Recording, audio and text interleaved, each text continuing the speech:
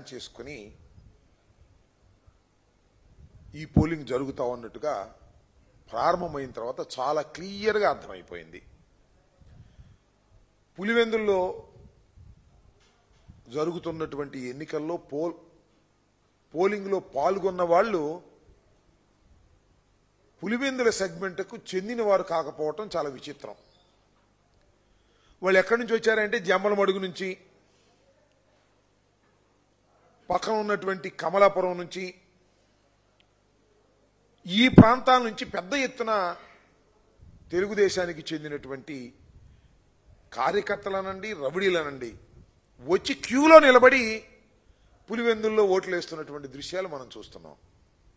రామసుబ్బారెడ్డి గారు జమ్మలమడుగు మాజీ శాసనసభ్యుడు, మాజీ మంత్రి, ఆయన ఒక ప్రెస్ మీట్ పెట్టి చాలా వివరంగా చెప్పాడు. ఫోటోలు కూడా రిలీజ్ చేశాడు. ఇదిగో ఈ ఓటు వేస్తున్నవాడు పులివెందుల్లో పలానా గ్రామంలో ఓటు వేస్తున్న వ్యక్తి ఆ ప్రాంతపు వ్యక్తి కాదు, మా జమ్మలమడుగు నుంచి వెళ్ళిన పలానా సుబ్బారావు అని చెప్పాడు. ఇంతకన్నా సాక్ష్యాధారాలు ఏం కావాలని అడుగుతా ఉన్నా. పులివెందుల్లో ఉన్నటువంటి 10,601 ఓట్లలో మరి ఎన్ని పోలైనయో సాయంత్రానికి తెలుస్తుంది, కానీ మోర్ దాన్ 50% పక్క గ్రామాల నుంచి, అంటే ఆ సెగ్మెంట్లో లేనటువంటి ఓటర్లు వచ్చి తమ ఓటు హక్కును వినియోగించుకున్నారు. అంటే పులివెందుల సెగ్మెంట్లో ఉన్నటువంటి వారు ఓటు హక్కును వినియోగించుకోలేకపోయారు. ఇది జరుగుతున్నటువంటి విధానం. దీనికి ప్రధానమైన కారణం ఏంటంటే పోలీసు యంత్రాంగం. పోలీసు యంత్రాంగం ఏం చేస్తున్నారంటే వైసీపీకి సంబంధించినటువంటి నాయకులు ఎవరిని కూడా బూతుల దగ్గరికి వెళ్ళకోకుండా చేసేటటువంటి కార్యక్రమం, ఇంక్లూడింగ్ జడ్పీటీసీగా పోటీ చేస్తున్నటువంటి పులివెందుల అభ్యర్థిని కూడా తిరిగే ప్రశ్న లేదు. ఒక విచిత్రమైన విషయం ఏంటంటే పొద్దున మా పార్లమెంటు సభ్యులు అవినాష్ గారిని అరెస్ట్ చేశారు. పొద్దున అరెస్ట్ చేసి ఎక్కడ తీసుకెళ్తున్నారో తెలియదు, కారు ఎక్కించుకు తీసుకెళ్లారు. తిప్పే కార్యక్రమం అంతా చేశారు. తిప్పిన తర్వాత అక్కడ ఎర్రగొండలో అక్కడ మా సుధీర్ రెడ్డి గారు మాజీ ఎమ్మెల్యే గారి కంట పడింది.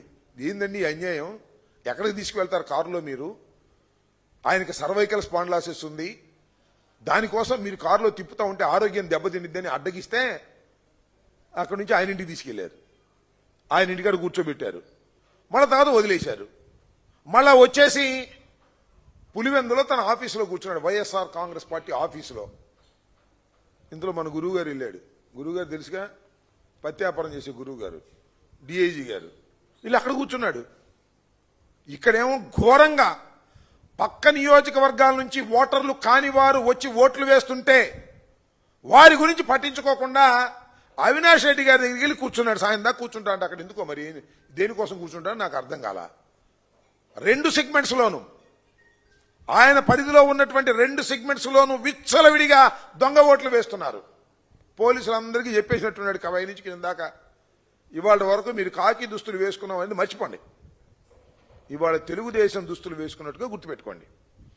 అందువల్ల ఎవరైతే వైసీపీ ఓటర్ అనుకుంటాడో వాడు రాని మాకండి, ఎవడైతే తెలుగుదేశానికి ఓటేస్తాడు అనుకుంటాడో వాడిని తీసుకెళ్ళి మర్యాద చేసి ఓటేసేయండి, వాడు ఓటర్ కాకపోయినా సరే అనేటువంటి పద్ధతుల్లో డిఐజీ ప్రవీణ్ కోయా ప్రవీణ్ గారు తెలుగుదేశం పార్టీ ఏజెంటుగా, తెలుగుదేశం పార్టీ కార్యకర్తగా ఎన్నిక జరిపే కార్యక్రమం చేస్తున్నారంటే ఇంతకన్నా సిగ్గుచేటు ఈ ప్రజాస్వామ్యంలో ఏమైనా ఉందా అని అడుగుతా ఉన్నా.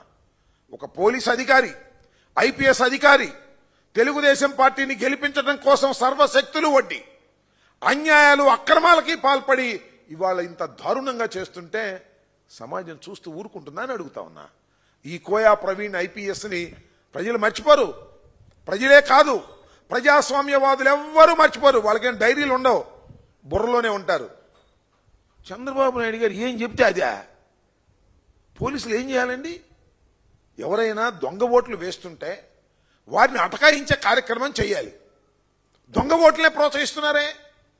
పక్క గ్రామాల నుంచి, పక్క నియోజకవర్గాల నుంచి వచ్చిన వారిని రాచ మర్యాదలు చేసి తీసుకువెళ్లి ఓట్లు వేయించేటటువంటి పరిస్థితి తెచ్చుకున్నారే. ఎంత దారుణం అండి ఇది.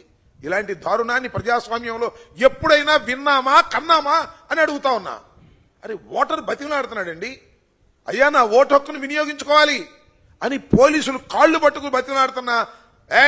కుదరదు, మా వాళ్ళు వేరే వచ్చారు, పక్క గ్రామాల నుంచి పక్క ఊళ్ళ నుంచి వచ్చారు, వాళ్లే ఓట్లేస్తారు, వాళ్లే గెలిపిస్తారు అనేటువంటి పద్ధతుల్లో ఇవాళ ఎన్నిక జరుగుతూ ఉంది.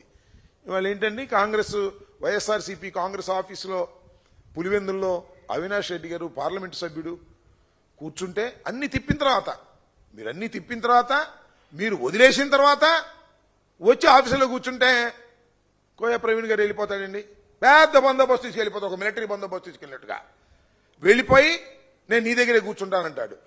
అక్కడ ఉన్నటువంటి వారిని చెదరగొట్టే కార్యక్రమం ఒక డిఎస్పీ అంటున్నాడు, నా కొడక కాల్చి పారేస్తా, ఇక్కడ ఉంది కాకి దుస్తులు, కాల్చి పారేయడానికి కాకి దుస్తులు ఇచ్చారా నీకు? ఎవరి డిఎస్పీ గారు, ఆయన పేరేదో గుర్తులేదు, నేను చూసేప్పుడే వీడియోలో, కాల్చి పారేస్తా నా కొడకల్లారా. తిరిగి వాడంటే నీకేంటి అహంకారం? దుస్తులుందని అహంకారమా? లేదా చంద్రబాబు నాయుడు గారు నీకు చెప్పాడని అహంకారమా? లేకపోతే నీ డిఐజీ ప్రవీణ్ గారు చెప్పారని అహంకారమా? కాల్చి పారేస్తానంటాడు. ఏంటి నాకు అర్థం కాలేదు. ఇప్పుడు కాల్చాలి, ఇప్పుడు ఫైర్ చేయాలి, ప్రాణాపాయ పరిస్థితుల్లో ఫైర్ చేయాలి. అరే వాళ్ళ ఆఫీస్ దగ్గరికి వెళ్ళి అవినాష్ రెడ్డిని లోపల కూర్చోబెట్టి అక్కడ కూర్చుని బయట ఉన్నటువంటి జనాన్ని కాల్చి పారేస్తా అనేటువంటి బెదిరింపులు బెదిరించి ఏదో ఒక విధంగా ఈ చిన్న ఎన్నికలో